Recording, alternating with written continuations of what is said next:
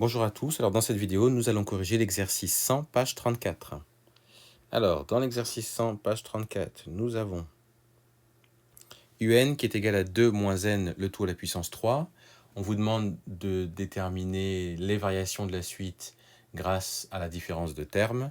Donc, on fait un plus 1 moins un, ce que j'ai fait ici. On remplace n ici par n plus 1. Mettez bien des parenthèses, puisque c'est notre n plus 1, il remplace vraiment n. Et donc après, quand on simplifie, ça fait 2 moins n moins 1, c'est-à-dire 1 moins n ici, moins 2 moins n, le tout au cube. Alors, comment calculer ça, 1 moins n, le tout au cube? Alors, moi, j'ai utilisé une manière de faire, mais on appelle ça le triangle de Pascal, mais je ne vais pas vous montrer ça dans cette vidéo. Ce que je vous suggère, c'est de faire, par exemple, 1 moins n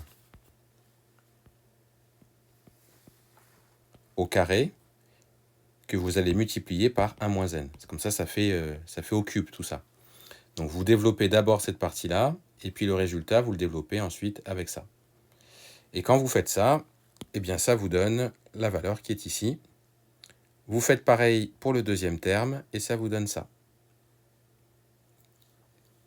On réduit, on simplifie, et ça nous donne moins 3n carré plus 9n moins 7.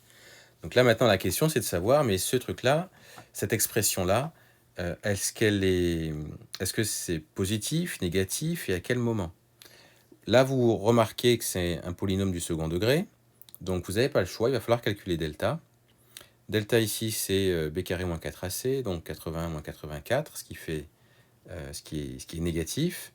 Donc, rappelez-vous de votre cours, quand delta est négatif, ça signifie que notre expression, notre polynôme, là, il est du signe de a. Le a ici, c'est moins 3, donc il est du signe négatif.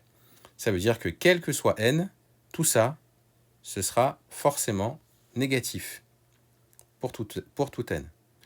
Et quand on dit négatif, c'est pas égal à 0. Donc notre suite, elle est décroissante sur tout n.